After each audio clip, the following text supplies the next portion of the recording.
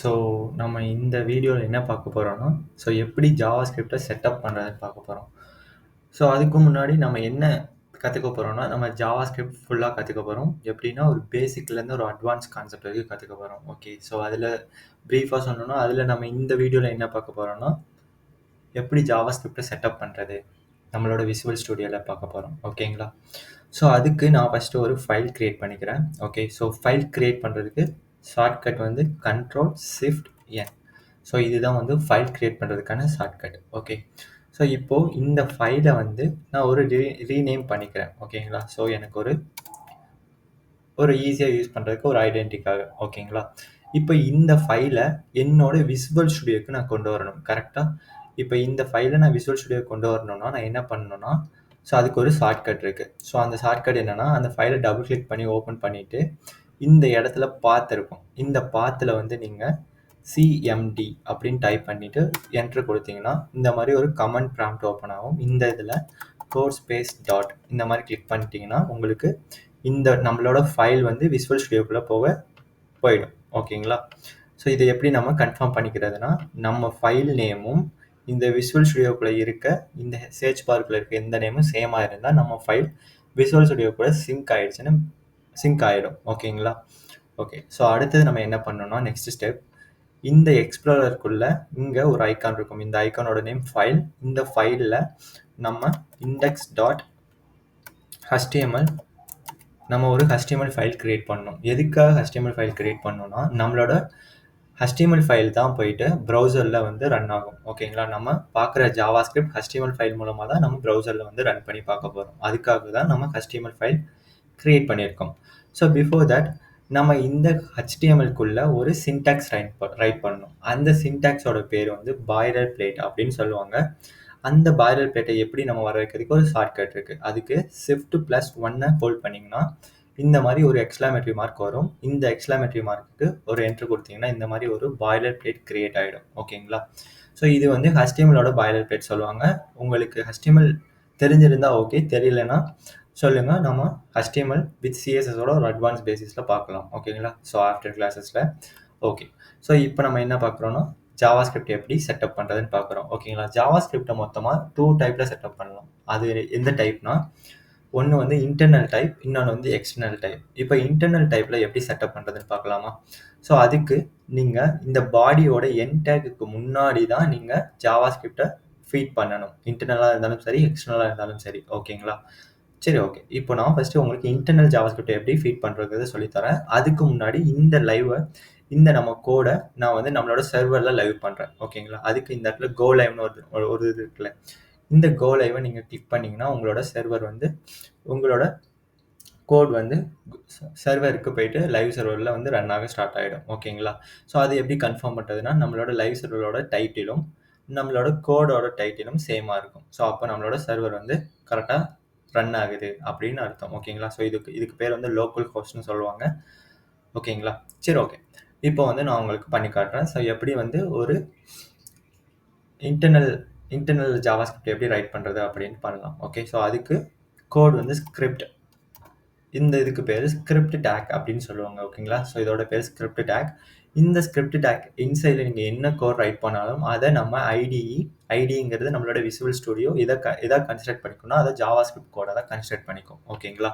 இப்போ இந்த internal JavaScript work ஆகுதா இல்லையா அப்படின்னு அதை வந்து ஃபைண்ட் பண்றதுக்கு நமக்கு ஒரு பிரிண்டிங் ஸ்டேட்மெண்ட் நம்ம ரைட் பண்ணலாம். அந்த பிரிண்டிங் ஸ்டேட்மெண்டோட நேம் வந்து alert open and close bracket போட்டிங்கன்னா இந்த மாதிரி ஒரு பாப்அப் ஷோ ஆகும்.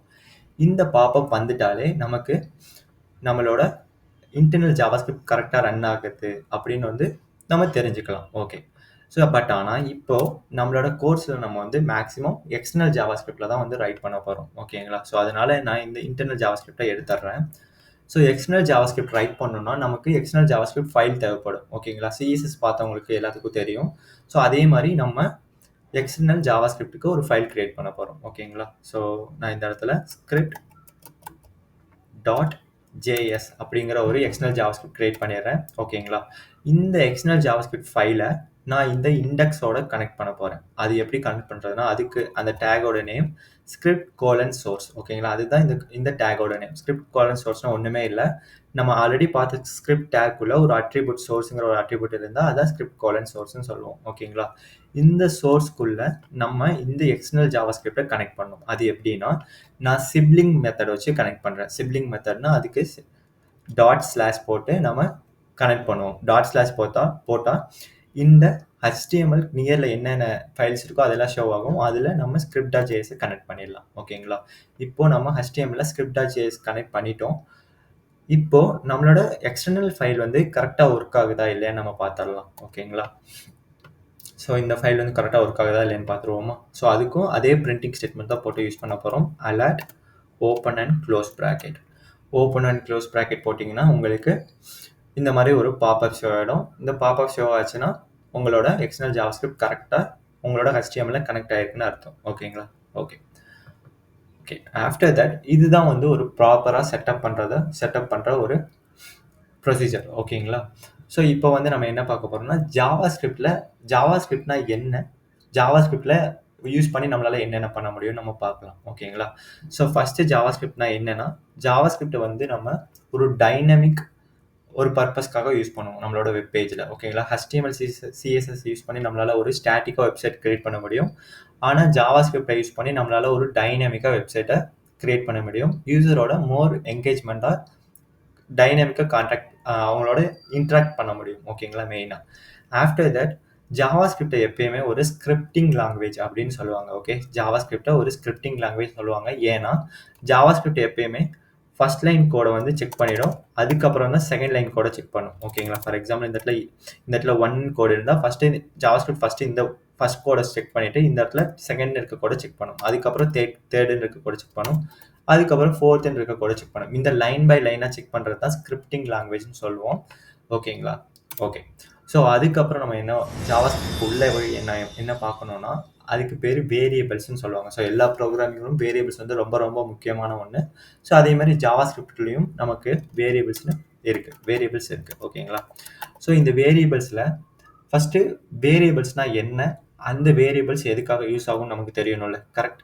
ஸோ வேரியபிள்ஸ்னால் என்னன்னா, ஸோ டெக்னிக்கலாக சொல்லணும்னா நம்ம டேட்டாவை ஸ்டோர் பண்ணி வைக்கிற இடம் தான் வேரியபிள்ஸ். ஓகேங்களா? நம்மளோட டேட்டாவை ஸ்டோர் பண்ணி வைக்கிற இடம் தான் வேரியபிள்ஸ். அது நம்ம கொஞ்சம் லிட்ரலாக சொல்லணும்னா, ஒரு சாக்லேட் பாக்ஸ் இமேஜின் பண்ணிக்கோங்க. அந்த சாக்லேட் பாக்ஸ்க்குள்ளே இருக்க சாக்லேட்லாம் டேட்டாஸாக இமேஜின் பண்ணிக்கோங்க. அந்த சாக்லேட் பாக்ஸை வேரியபிளாக இமேஜின் பண்ணிக்கோங்க. ஓகேங்களா?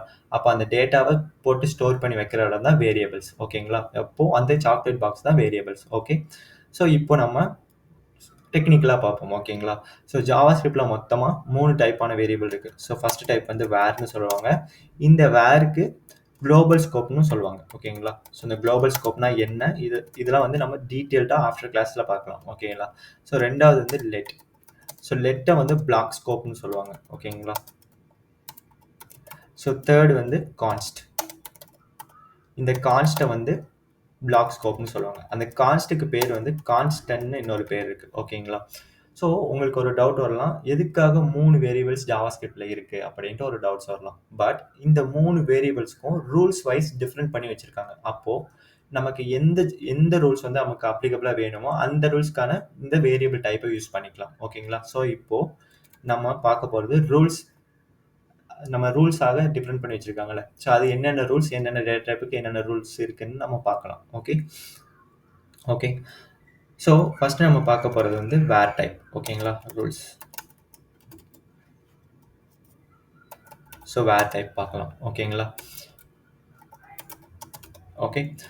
ஸோ ஃபஸ்ட்டு வந்து நீங்கள் வேர் வேரியபிள்ஸ் நீங்கள் யூஸ் பண்ணணும்னா நீங்கள் வேருங்கிற ஒரு கீவேர்ட் போட்டுடணும். ஓகே.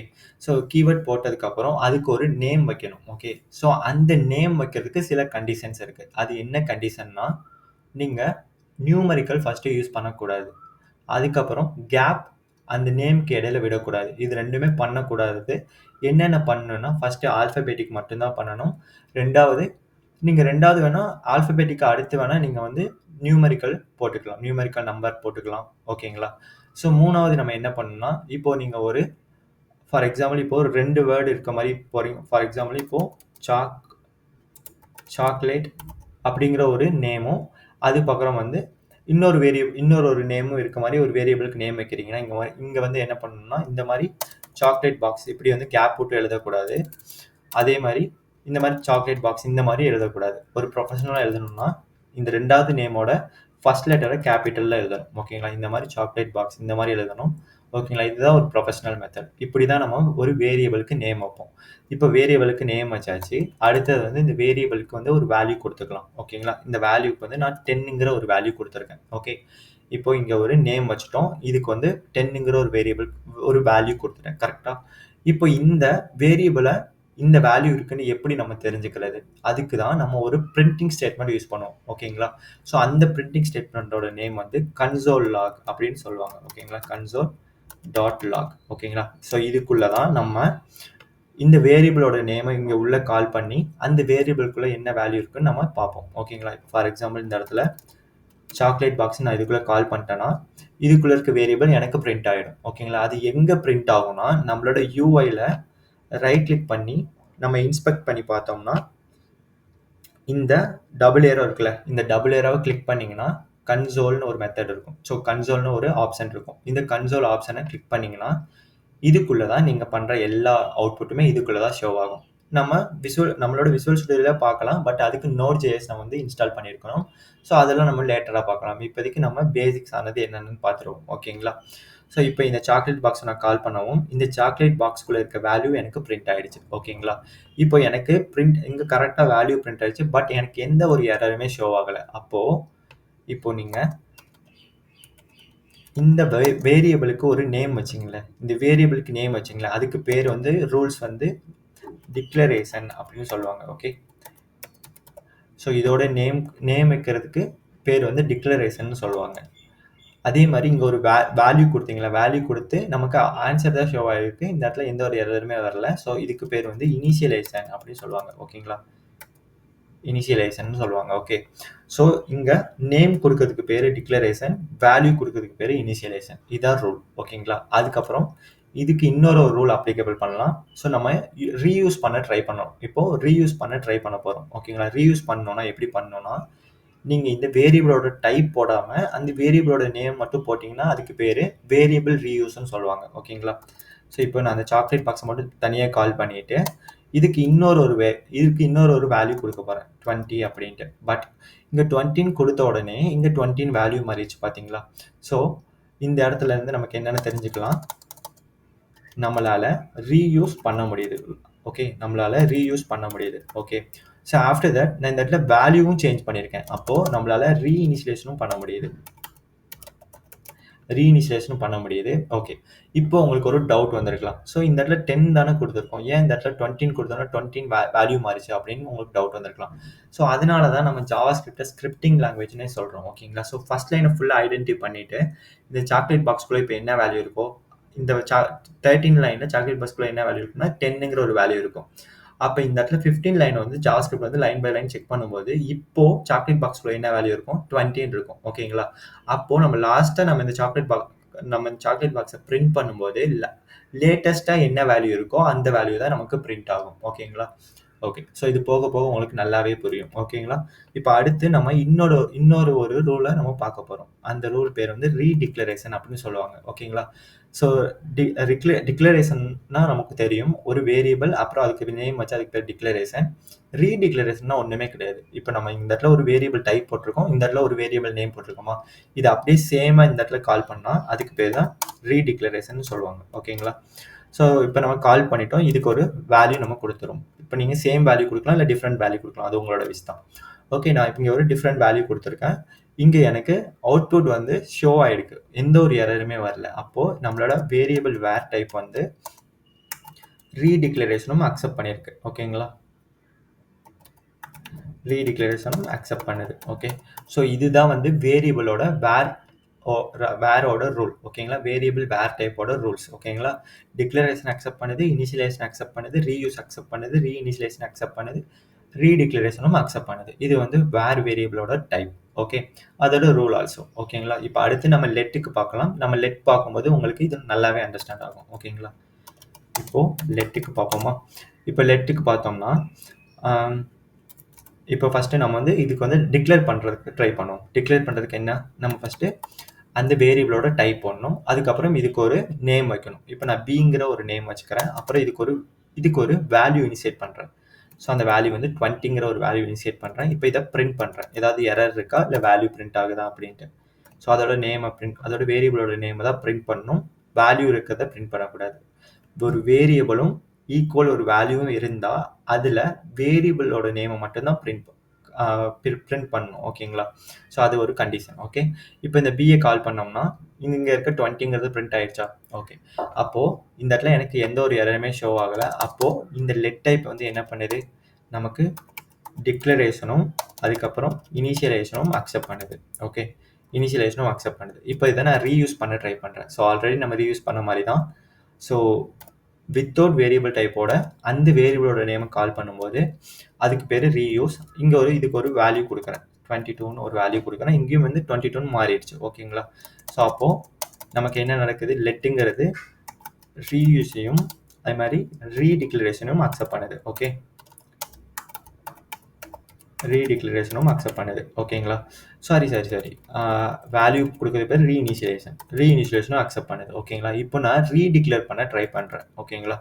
இப்போ ரீடிக்ளேர் பண்ணுறதுனா என்ன, இங்கே கொடுத்துருக்க வேரியபிள் டைப் அதே வேரியபிள் நேமை நம்ம மறுபடியும் கால் பண்ணுறது தான் redeclaration. So let b equal to இதுக்கு ஒரு வேரியபிள், இதுக்கு ஒரு வேல்யூ கால் பண்ணலாம், 30ங்கிற ஒரு வேல்யூ கால் பண்ணலாம். பட் ஆனால் நமக்கு இந்த இடத்துல என்ன வருது, அவுட்புட் வரல, எரர் ஷோ ஆகுது. கரெக்டாக இங்கே என்ன எரர் வருதுன்னா, syntax error, identified b has already been declared. அப்படின்னா இங்கே வந்து நம்மளால் லெட்டுக்கு ரீடிக்ளரேஷன் பண்ண முடியாது, லெட் வந்து ரீடிக்ளரேஷனை அக்செப்ட் பண்ணலை அப்படின்னு வந்து மீனிங். ஓகேங்களா? ஸோ இதை மட்டும் நம்ம கமெண்ட் பண்ணிவிட்டு நம்ம இந்த ரூல்ஸை எழுதிடும், நாட் அக்செப்ட் ரீடிக்ளரேஷன். ஓகேங்களா? ஸோ இதுதான் ரூல், லெட்டோட ரூல். ஓகேங்களா? அப்போ லெட் வந்து எது அக்செப்ட் பண்ணுதுன்னா, டிக்ளரேஷன், இனிஷியலைசேஷன், ரீயூஸ், ரீஇனிஷியலைசேஷன் மட்டும்தான் அக்செப்ட் பண்ணுது, ரீடிக்ளரேஷனை நாட் அக்செப்ட் பண்ணுது. ஓகேங்களா? அது வந்து லெட்டோட ரூல். இப்போ நம்ம கான்ஸ்ட் பார்க்கலாம். ஓகேங்களா? கான்ஸ்ட்டுக்கு இன்னொரு பேர் நம்ம கான்ஸ்டன்ட்னு சொல்லுவோம். ஓகேங்களா? இப்போ கான்ஸ்ட்டுக்கு நான் வந்து டிக்ளேரும் பண்ணுறேன், இனிஷியலைசேஷனும் பண்ணுறேன். ஓகேங்களா? கான்ஸ்ட்டுங்கிற அந்த வேரியபிளோட டைப் போட்டு இதுக்கு ஒரு நேம் கொடுக்குறேன். ஓகேங்களா? சிங்கிற ஒரு நேம் கொடுக்குறேன், ஈக்குவல் கொடுத்துட்டு இதுக்கு ஒரு வேல்யூ கொடுக்குறேன். ஓகேங்களா? இதுக்கு ஒரு வேல்யூ 10ன்னு கொடுப்போமா? ஸோ 10ன்னு கொடுத்து இதை ஃபஸ்ட் கால் பண்ணி பார்க்கலாம், இதுக்குள்ளே ஏதாவது எரர் அடிக்குதா அப்படின்ட்டு. ஸோ சிஏ கால் பண்ணும்போது எனக்கு இங்கே 10ங்கிற ஒரு அவுட்புட் எனக்கு ஷோ ஆயிடுச்சு. அப்போது எனக்கு வந்து இங்கே என்ன நடக்குது, டிக்ளரேஷன் அக்செப்ட் பண்ணுது, இனிஷியலைசேஷன் அக்செப்ட் பண்ணுது. ஓகேங்களா? ஸோ இப்போ நான் இதை ரீயூஸ் பண்ண ட்ரை பண்ணுறேன். ஸோ ரீயூஸ் எப்படி பண்ணுவோம், வேரியபிள் டைப் இல்லாமல் அந்த வேரியபிள் நேமாக போடுவோம். ஓகேங்களா? ஸோ ரீயூஸ் பண்ண ட்ரை பண்ணிட்டு இதுக்கு ஒரு வேல்யூ அசைன் பண்ணுறேன், 22ன்னு. ஓகேங்களா?